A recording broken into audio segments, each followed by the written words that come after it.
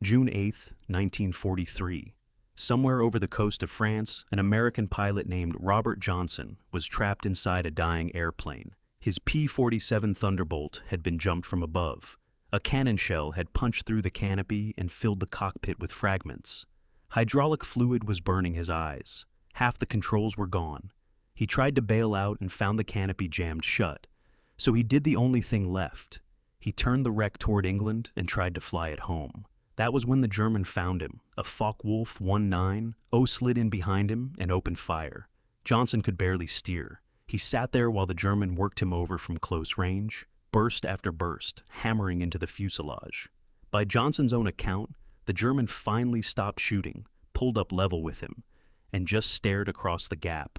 He had emptied his guns into this American, and the airplane was still in the air. He shook his head and he peeled away. Johnson landed in England. The ground crew walked around the airplane counting holes. They gave up somewhere past 200. The machine that took that beating was the same one Allied pilots had spent a year mocking. They called it the Jug, too big, too heavy, a flying milk bottle, 7 tons of fighter that, everyone agreed, had no business in a dogfight. This is the story of how the airplane they laughed at became the one the Luftwaffe could not shoot down, could not escape in a dive, and could not stop once it came down low and started hunting their trains, their trucks, and the men on the roads of France. It carried 8 heavy machine guns and enough armor to bring its pilot home through fire that killed everything else in the sky. They laughed at its size. Its size was the entire point. To understand the mockery, you have to picture what a fighter was supposed to be in 1942. A fighter was light. A fighter was small. The Spitfire, the Messerschmitt 109, the Focke-Wulf 190, they were lean and quick, built to turn inside an enemy and climb away from him. Fighter pilots prized agility the way a boxer prizes footwork. Light meant alive. Then Republic Aviation rolled out the P-47 Thunderbolt and broke every rule of what a fighter was supposed to look like.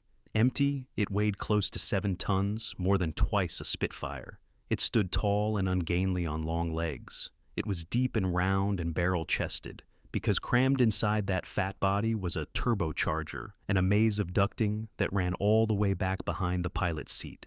Men took one look and started calling it the Jug, partly because it looked like a milk bottle stood on its end.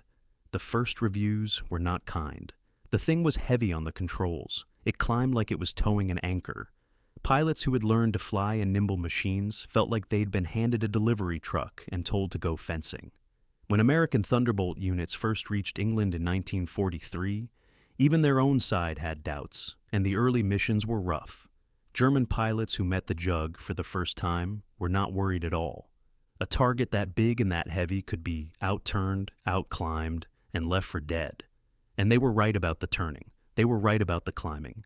They were wrong about every single thing that decided the fight. Because the men who designed the Thunderbolt had not set out to build a dogfighter. They had built something else, and it took the war a while to understand what. Start with the engine. The Pratt & Whitney R2800 was a radial monster, 18 cylinders, 2,000 horsepower, and it was air-cooled. That sounds like a footnote.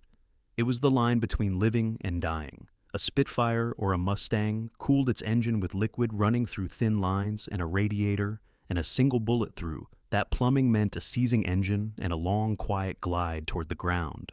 The Thunderbolt had no coolant to lose. You could shoot cylinders clean off the front of it, and the engine would keep pounding away on the ones that were left. Then there was the turbocharger, the real reason the fuselage was so fat. Down near the ground it was nothing remarkable. But up high, above 25,000 feet, where thin air left other engines gasping, the Thunderbolt woke up and ran like it was sitting at sea level. It owned the top of the sky. And then there were the guns. 8 Browning 50 caliber machine guns, 4 buried in each wing. Most fighters of the day carried 2 or 4 guns, maybe a cannon. The Thunderbolt carried 8 heavy guns and more than 3,000 rounds, enough to hold the trigger down for the better part of half a minute. Fired together, all 8 threw out over 100 rounds every second. A single 1-second burst sent roughly 120 rounds of armor-piercing and incendiary into whatever sat in the gun sight. Pilots didn't describe it as shooting. They described it as sawing. Airplanes came apart in the air. trucks split open, locomotives burst their boilers and vanished in a wall of white steam. So, the size everyone laughed at was armor and firepower, and an engine that would not quit. The Jug was never built to dance. It was built to take the worst hit you had and hand back something far worse. The Germans had a dependable way of dealing with American fighters in the early days. If you got into trouble, you dived. You rolled onto your back, pointed the nose at the ground, and ran. Most pursuers had to ease off before their wings or their engine gave out. The 109 and the 190 were good at this, and it had saved a lot of German lives. It took them a while to learn that diving away from a Thunderbolt was just a way to die tired, because the one thing 7 tons does beautifully is fall. In a dive, all that weight turned into raw speed, and the Jug kept gaining long after lighter fighters had to pull out. A Thunderbolt could follow a fleeing Focke-Wulf straight down toward the earth and close the gap the whole way.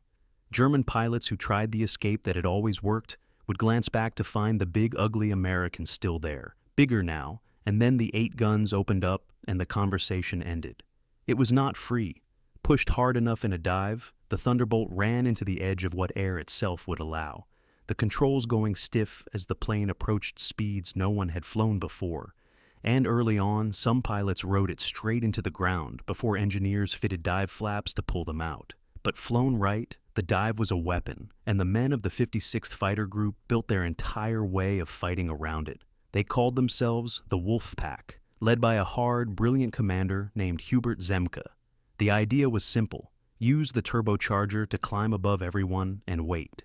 When the Germans appeared below, fall on them out of the sun in one screaming pass. Fire that monstrous battery of guns, and use all that built-up speed to zoom back up out of reach before anyone could turn. Don't turn with the enemy, drop on him. It worked so well that the Wolfpack produced the 2 highest-scoring American aces in the whole European war, Francis Gabreski and Robert Johnson, the same Johnson who had been shot to pieces over France and flown home anyway. Every one of their victories was scored in the Jug.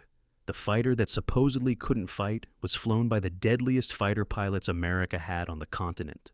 By the end, the numbers told a story the early critics never imagined. Republic built more Thunderbolts than any other American fighter of the war, over 15,000 of them. They flew more than 500,000 combat sorties across Europe and the Pacific. And here is the figure that answers every joke ever made about the Jug. Across all those sorties, Thunderbolts were lost at a rate of well under 1%.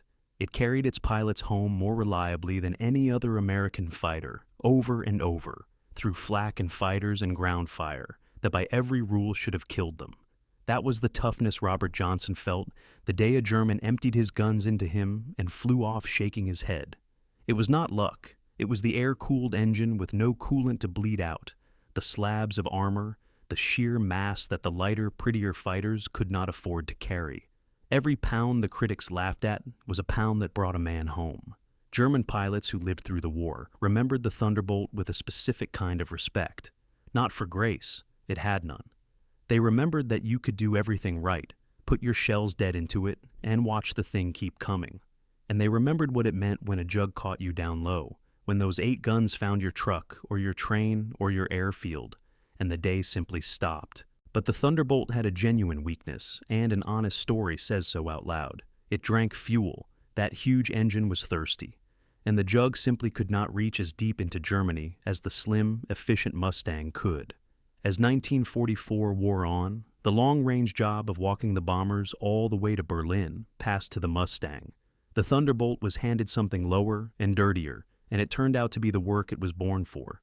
It came down low.